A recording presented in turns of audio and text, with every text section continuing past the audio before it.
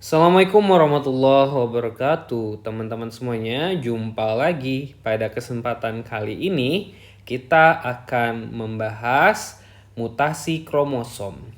Ya, seperti namanya, mutasi kromosom itu berada di level yang lebih tinggi dibandingkan dengan mutasi yang sebelumnya kita pelajari, yaitu mutasi DNA.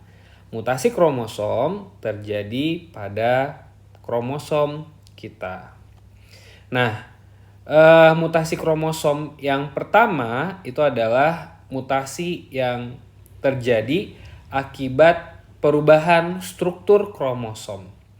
Di sini teman-teman bisa lihat di gambar yang telah tersedia, mutasi struktur kromosom terdiri dari duplikasi. Ya, dari namanya duplikasi itu berarti terjadi penggandaan. Iya, di sini bisa teman-teman lihat yang awalnya segmennya hanya segini, itu jadi lebih panjang ya lengan kromosomnya. Nah, ini diakibatkan segmen yang ini mengalami penggandaan, sehingga mengakibatkan lengan kromosom menjadi lebih panjang. Yang kedua ada inversi. Inversi ini bisa kita sederhanakan, artinya menjadi pertukaran. Maksudnya gimana? Di sini bisa teman-teman lihat segmen yang bagian ini ya di kromosom awalnya posisinya di atas, tetapi dia bertukar posisi, berpindah menjadi ke tengah. Begitupun dengan segmen-segmen kromosom yang lain ya, atau yang kita sebut dengan lokus. Itu dia juga berpindah posisi. Nah, itu disebut dengan inversi. Lalu yang ketiga ada delesi ya. Delesi bisa kita artikan sebagai penghapusan. Ya, penghapusan. Di sini bisa kita lihat yang awalnya lengan kromosomnya panjang ya menjadi lebih pendek. Hal ini dikarenakan ada segmen kromosom ya yang menghilang ya atau terbuang. Lalu yang keempat ada insersi. Insersi ini berarti penyisipan. Ya. Nah, di insersi ini itu melibatkan dua kromosom yang berbeda. Di sini kita bisa tuliskan kromosom A dan kromosom B. Ini adalah kondisi awalnya. Lalu setelah terjadi insersi, bagian lengan dari kromosom A berpindah ke kromosom B yang menyebabkan kromosom B ya bertambah panjang ya lengannya. Sedangkan kromosom A bertambah pendek. Seperti itu. Jadi melibatkan dua kromosom yang berbeda. Dan yang terakhir ada translokasi. Nah, translokasi ini artinya ya pertukaran juga. Ya. Pertukaran tapi di kromosom yang beda ya, baik penyisipan, insersi, dan translokasi ini terjadi pada kromosom yang beda. Seperti itu. Ya, di sini bisa teman-teman lihat awalnya segmen yang ini ya dan yang ini posisinya di sini. Tetapi saling bertukar, yang ini pindah ke sini, yang ini pindah ke sini.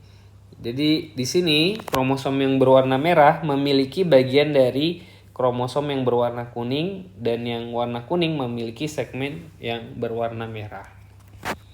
Seperti itu.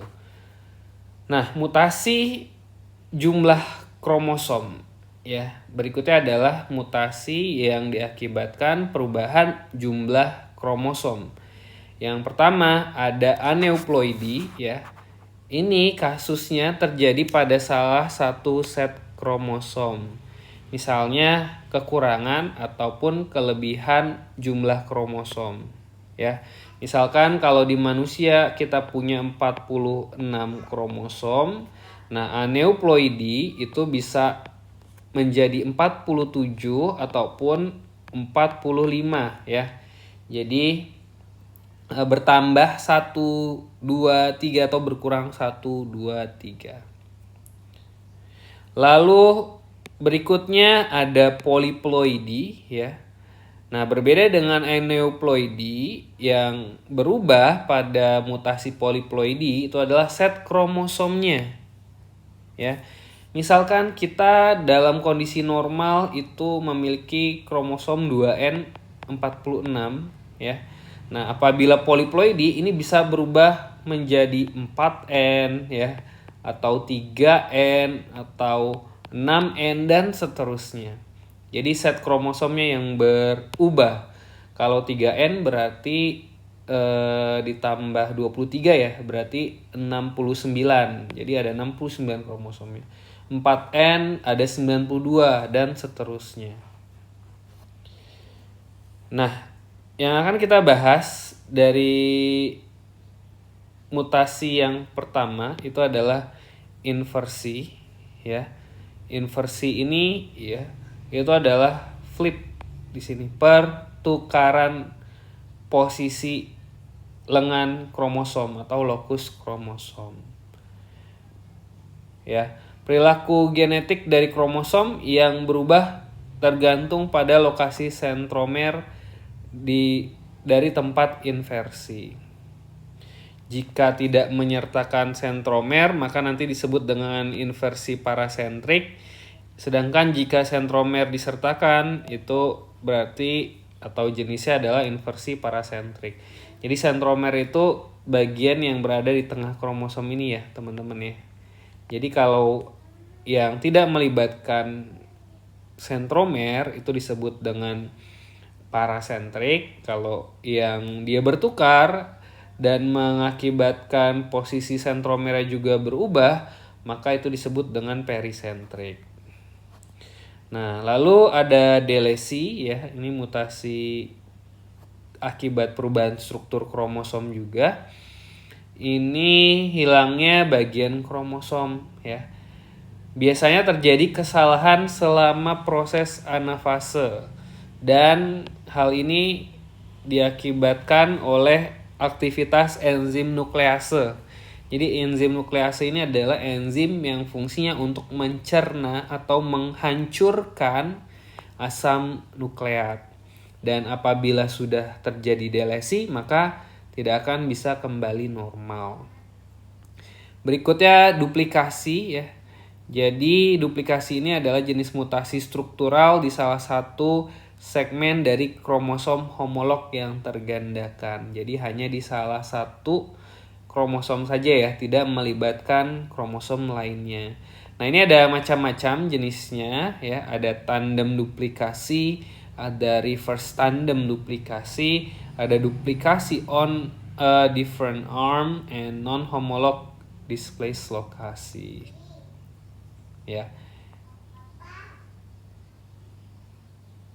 Jadi kalau tandem duplikasi dia kromosom awalnya lokusnya seperti ini.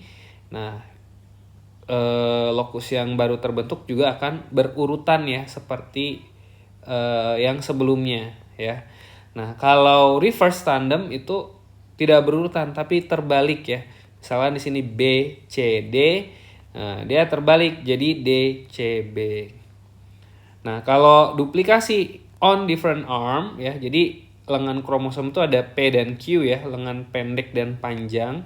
Nah, apabila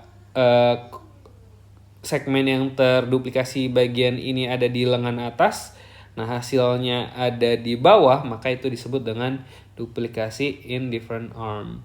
Nah, kalau duplikasi non-homolog displace duplication ini cukup mirip dengan transversi ya atau translokasi karena dia melibatkan dua kromosom yang berbeda. Nah, berikutnya ada translokasi ya. Translokasi artinya perpindahan lengan kromosom dari kromosom yang non homolog ya. Kromosom homolog itu apa sih? Kalau di sini kalian bisa lihat ya, itu adalah kromosom yang strukturnya sama dan warnanya sama ya. Gitu. Nah, ini dia berpindah yang biru pindah ke kuning, yang kuning pindah ke biru. Itu translokasi. Nah, ini ada jenis-jenis translokasi juga. Ada non-reciprok, ada intrakromosomal, ada non-reciprok interkromosomal, dan reciprok interkromosomal.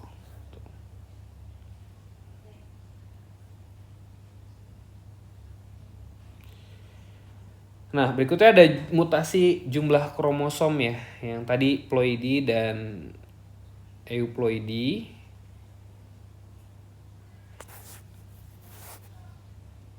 Yang pertama aneuploidi ya, perubahan set kromosom yang diakibatkan hilangnya satu atau lebih kromosom ya.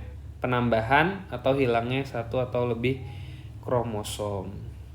Nah, di sini ada yang hilang satu nanti disebut dengan monosomi, hilangnya sepasang itu disebut nulisomi, kalau kelebihan satu disebut trisomi, dan kalau kelebihan dua atau sepasang itu disebut tetrasomi.